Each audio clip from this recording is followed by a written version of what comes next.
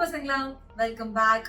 NEET எக்ஸாமினேஷனுக்கு last 30 days இருக்கிற இந்த சமயத்துல எப்படி படிக்கணும், என்னென்ன படிக்கணும், எந்த மாதிரி படிக்கணும் அப்படிங்கிற ஒரு கம்ப்ளீட் ஐடியாஸ் கொடுக்கறதுக்கு தான் நான் வந்திருக்கேன். ஸ்டார்டிங்லேயே டிஸ்க்ளைமர் சொல்லிடுறேன், இது பாசிங் கிளவுட்ஸ் ஆன வீடியோ கிடையாது. யாரெல்லாம் பயங்கர டெடிகேட்டடா நான் நீட் கிளியர் பண்ணணும் மேம், நான் 100% போடுவேன் அப்படின்னு சொல்றவங்களுக்காக தான் இந்த வீடியோ.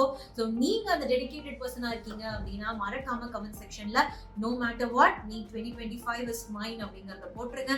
ஏன்னா உங்க கான்ஃபிடென்ட் தான் எங்க பூஸ்ட், அது என்னைக்குமே மறந்துடாதீங்க. ஸோ வீடியோக்குள்ளார போயிடலாம். லாஸ்ட் 30 டேஸ் இது எப்படி நம்ம பிரிக்கலாம், இதை எப்படி மாடியூல்ல நம்ம வந்து பிரிச்சு சால்வ் பண்ணலாம் அப்படிங்கறதான் பார்க்க போறோம் பசங்களா. ஃபர்ஸ்ட் இந்த 30 டேஸ் மாடியூல்ல 26 டேஸ் லாஸ்ட் 4 டேஸ் அப்படிங்கிற மாதிரி பிரிச்சிருக்கேன். இந்த லாஸ்ட் 4 டேஸ் நீங்க என்னென்ன பண்ணணும் அப்படின்னு பாத்தீங்கன்னா, April 30, May 1, May 2 இந்த 3 நாளுமே நீங்க மார்க் டெஸ்ட் மட்டும் தான் எழுதணும், வேற எதையும் பண்ணக்கூடாது. மார்க் டெஸ்ட் எழுதுறீங்க, எவாலுவேட் பண்றீங்க, மார்க் டெஸ்ட் எழுதுறீங்க, எவாலுவேட் பண்றீங்க.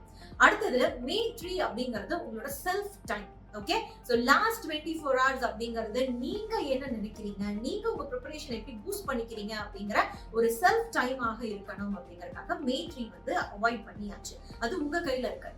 பேலன்ஸ் இருக்க அந்த 26 டேஸ எப்படி நம்ம ரொம்ப எஃபெக்டிவா யூஸ் பண்ணலாம் அப்படிங்கிற பிளான் தான் இது.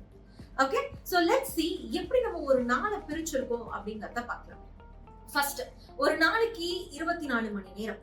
அந்த 24 மணி நேரத்துல 6 to 8 மணி நேரம் நீங்க கட்டாயமா தூங்கிதான் ஆகணும். நான் ரெக்கமெண்ட் பண்றது 6 மணி நேரம். ஓகே, நீங்க 8 மணி நேரம் தூங்குற மாதிரி இருந்தாலும் பிரச்சனை இல்லை, ஆனா 6 மணி நேரம் தூங்குறதுனால உங்க ஹெல்த்துக்கு எந்த ஒரு ப்ராப்ளமும் வராது. ஓகேவா? அதனால maximum stick on to 6 hours இல்லாட்டி 8 hours. ஓகே, சோ இந்த டைம் ஸ்லாப்பை வந்து ஃபிக்ஸ் பண்ணிக்கங்க.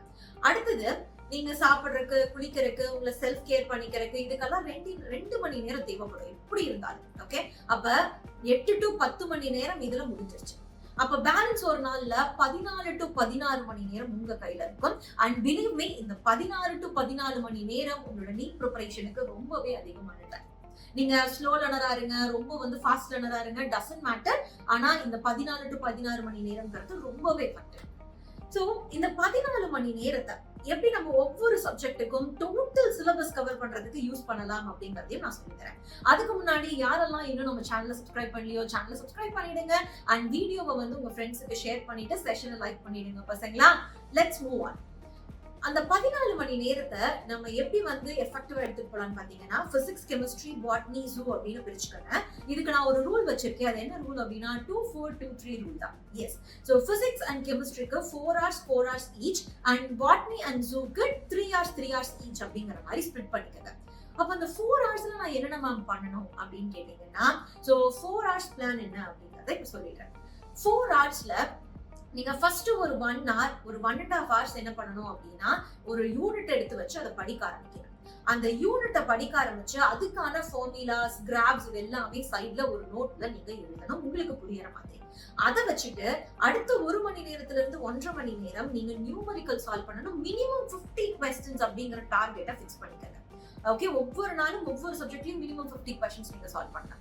அந்த questions எப்படி இருக்கணும் அப்படின்னு கேட்டீங்கன்னா, ரொம்பவே நீட் ரிலவென்ட்டாக இருக்கணும். So all India pre medical test நீங்க எடுத்துக்கலாம், இல்ல நீட்ல இது வரைக்கும் கேட்ட questions எல்லாமே நீங்க எடுத்துக்கலாம். அதை மட்டும் ஃபோக்கஸ் பண்ணி படிக்க ஆரம்பிங்க. அண்ட் லாஸ்ட் 1 hour நீங்க என்ன பண்ணணும் அப்படின்னு கேட்டீங்கன்னா, உங்க 50 questionையும் நீங்க கரெக்ட் பண்ணணும். So make a mark. நீங்க அதுக்கு முன்னாடி ஒவ்வொரு questionஆ செக் பண்ண கூடாது. டோட்டல் 50 questions முடிஞ்சதுக்கு அப்புறம் தான் செக் பண்ணணும்.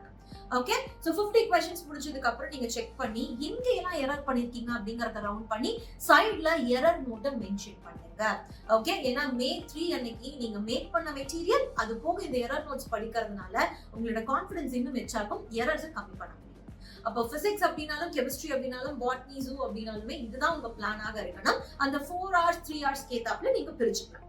ஓகே மேம், எந்த யூனிட்ல இருந்து ஆரம்பிச்சு எந்த யூனிட்டுக்கு முடிக்கிறது எனக்கு தெரியலையே அப்படின்னு கேட்டீங்கன்னா, அதுதான் இன்னைக்கு உங்களோட வேலை. நீங்க என்ன பண்ணணும் அப்படின்னு கேட்டீங்கன்னா, ஃபர்ஸ்ட் 2 செக் லிஸ்ட் நீங்க ரெடி பண்ணணும். எஸ், ஃபர்ஸ்ட் செக் லிஸ்ட் என்ன அப்படின்னு பாத்தீங்கன்னா, உங்க சிலபஸை ஹை வெயிட்டேஜ்ல இருந்து லோ வெயிட்டேஜ் யூனிட் வரைக்கும் லிஸ்ட் அவுட் பண்ணுங்க.